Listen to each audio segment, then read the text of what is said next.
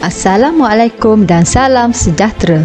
Kali ini kita akan belajar tentang strategi simpanan dan konsep risiko. Ini adalah bab 3 ekonomi tingkatan 4 di bawah tajuk penggunaan pendapatan individu. Kita perlu menabung sebahagian daripada pendapatan kita untuk pelbagai tujuan seperti waktu kecemasan, membeli barang tahan lama, membiayai pendidikan, mencapai cita-cita dan menambah punca pendapatan. Terdapat pelbagai strategi untuk menyimpan, iaitu yang pertama ialah bank perdagangan, contohnya CIMB Bank dan Maybank. Untuk menyimpan di bank perdagangan, kita boleh menyimpan di akaun semasa, akaun tabungan dan akaun simpanan tetap. Pemegang akaun simpanan tetap dibayar faedah yang lebih tinggi. Yang kedua adalah bank Islam. Akaun yang disediakan di bank Islam ialah akaun simpanan Al-Wadi'ah, deposit bertempoh atau tawarruk, dan juga akaun Al-Awfar. Bank akan berkongsi keuntungan dengan pelanggan. Yang ketiga adalah bank simpanan nasional. Individu boleh membeli CJ simpanan premium atau menyimpan di dalam akaun simpanan tetap, akaun tabungan, akaun sedar, akaun CHESS dan akaun giro. Individu akan menerima pulangan berbentuk faedah atau dividen. Seterusnya ialah lembaga tabung haji. Terbuka kepada semua warga negara Malaysia yang beragama Islam. Pemegang akaun akan dibayar bonus dan dividen berdasarkan jumlah simpanan. Unit amanah terdiri daripada unit amanah saham. Contohnya, amanah saham nasional, amanah saham Bumiputera dan juga public mutual. Pemegang unit amanah dibayar dividen dan bonus saham. Koperasi perlu menjadi ahli untuk menyimpan di koperasi. Contohnya, koperasi polis, koperasi guru, koperasi MRSM dan koperasi tentera.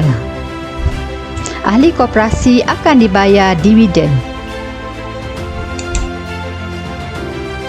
Insurans nyawa. Individu boleh menabung dengan membeli polisi insurans nyawa. Ini adalah contoh-contoh insurans nyawa.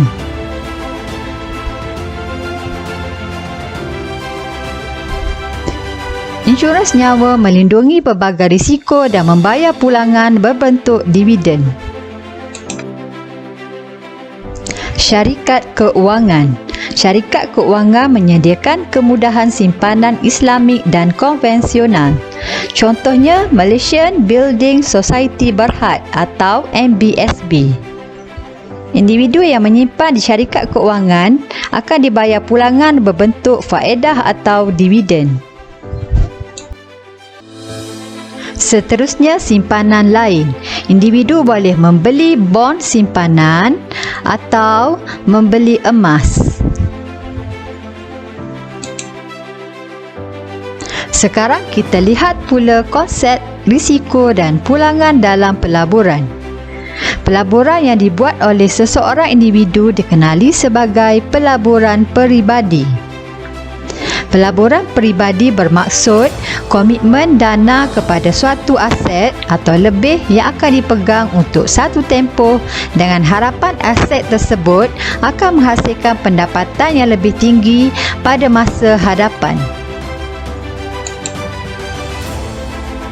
Terdapat 7 jenis pelaburan peribadi, iaitu hartanah, simpanan di bank, saham, sekuriti pinjaman, unit amanah, logam berharga dan urus niaga pertukaran asing atau forex.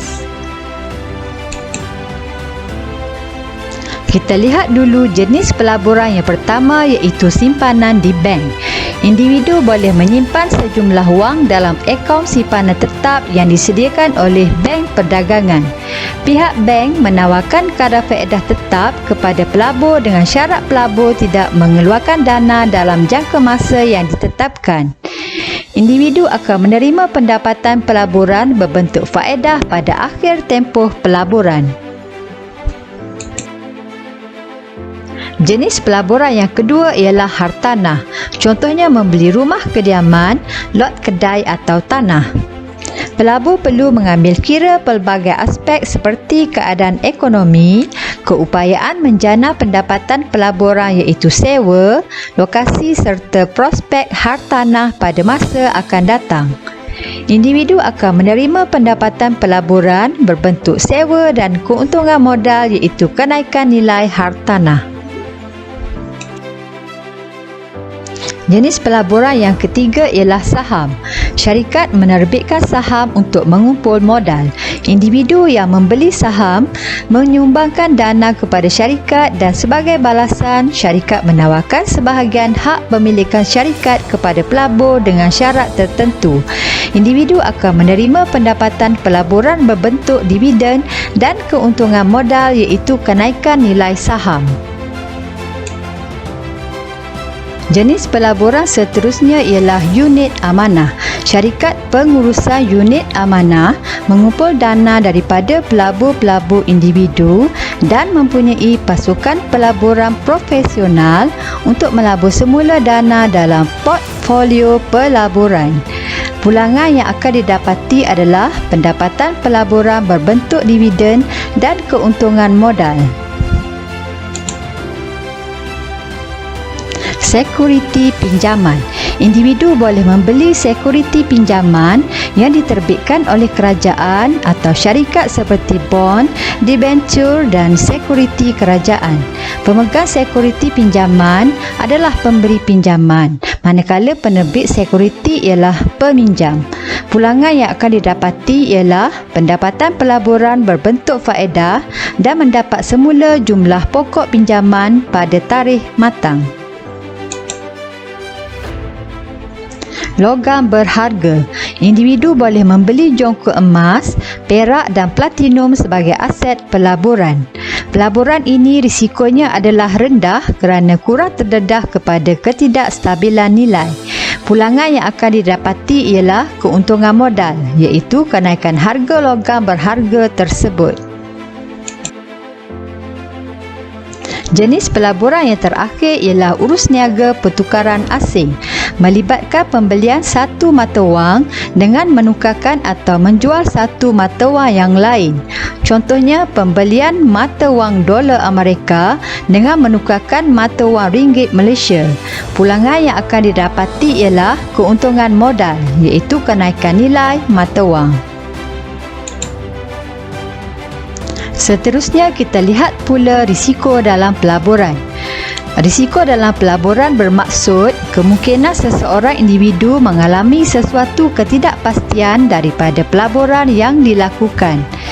Jika kita melabur di dalam saham, risikonya adalah tinggi kerana terdedah kepada turun naik harga saham dari pelbagai faktor.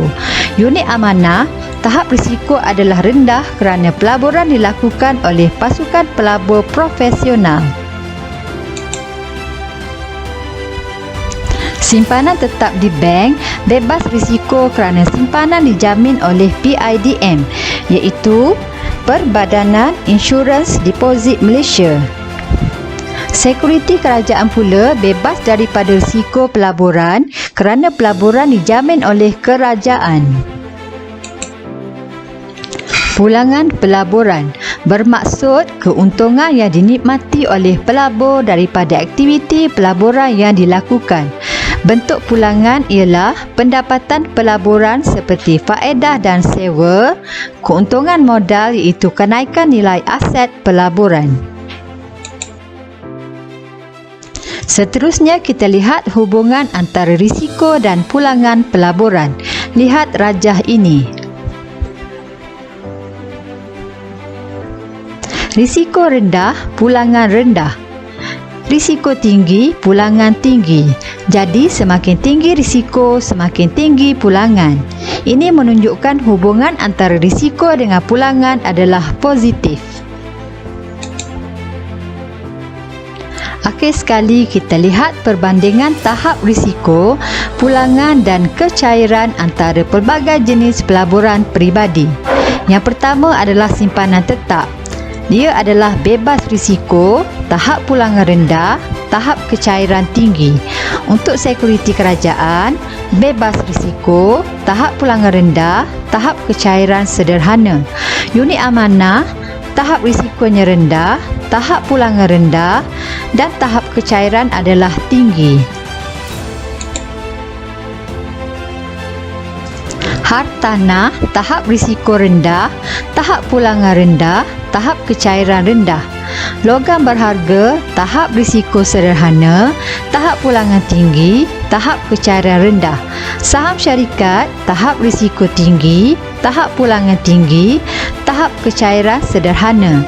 Dan urus niaga pertukaran asing atau forex, tahap risiko tinggi, tahap pulangan tinggi, tahap kecairan juga adalah tinggi. Sekian sahaja pelajaran kita untuk kali ini. Terima kasih kepada semua yang menonton.